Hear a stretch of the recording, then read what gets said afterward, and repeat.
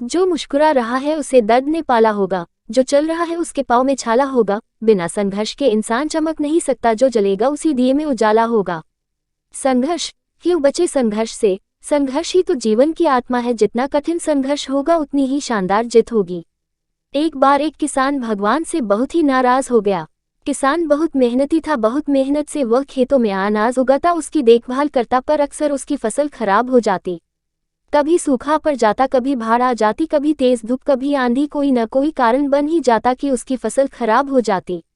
एक दिन वह किसान गुस्से में आसमान की ओर देखकर भगवान से कहा, हे ईश्वर, आपको लोग सर्वज्ञता मानते हैं कि आप सब जानते हैं, कहते हैं कि आपके इच्छा के बिना एक भी पत्ता नहीं हिलता, पर मुझे तो लगता है कि आप छोटी सी छोटी बात भी नहीं जानते।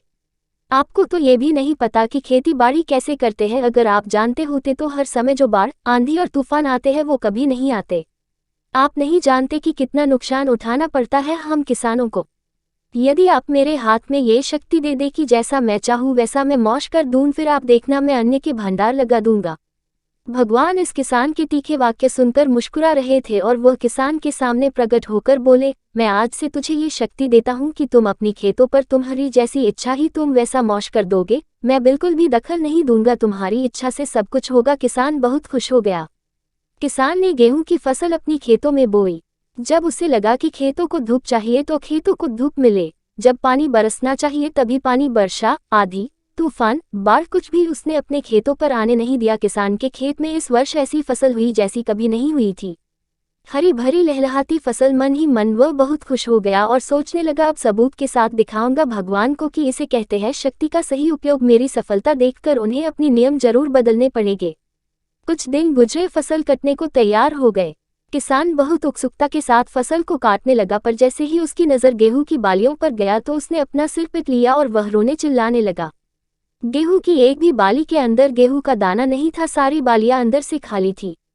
किसान बहुत दुखी हो गया। उसने भगवान को रोते हुए फिर पुकारा, हे प्रभु, तुमने ये मेरे साथ क्या किया? क्या तुमने मुझे कोई सजा दी? भगवान बोले, पुत्र, ये तो होना ही था। तुमने पौधों को संघर्ष करने का मौका ही कहाँ दिया? ना तो तुमने उन्हें आंधियों से जूझने दिया, ना तेज बारिश से सहने दिया और ना ही धूप में तपने दिया।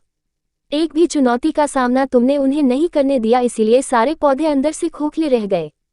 जब आंधी, तूफान, तेज बारिश और धूप पड़ती है तभी ये पौधा अपने अस्तित्व को बचाने के लिए संघर्ष करते हैं, और इसी संघर्ष से एक बल पैदा होता है जिसमें शक्ति होती है, ऊर्जा होती है, और यही ऊर्जा पूर्ति तेरे गेहूं के दानों की तरह जो नहीं फूटी। तूने उन्हें कठिन परिस्थितियों से गुजरने ही नहीं दिया जहां उनके अस्तित्व का जन्म होता। सारे बालियां इसीलिए खाली है, इसमें एक भी गेहूं का दाना इसलिए नहीं है क्योंकि तुमने अपने पौधों को संघर्ष कराया ही नहीं। याद रखिए, स्वर्ण में सवर्णीय आभा तभी आती है जब वह आग में तपने, गलने और हथौड़े से पीटने जैसे संघर्षों से गुजरता है। कोयले का टुकड़ा हीरा तभी बनता है जब वह उच्च दाब और उच्च ताप की मुश्किल परिस्थितियों से गुजरता है। इसी तरह यदि हमारी जिंदगी में कोई संघर्ष ही ना हो, कोई चुनौती ही ना हो, तो हम भी गेहूं की बालियों की तरह खोखले रह जाएंगे, कोई अस्तित्व नहीं होगा हमारा।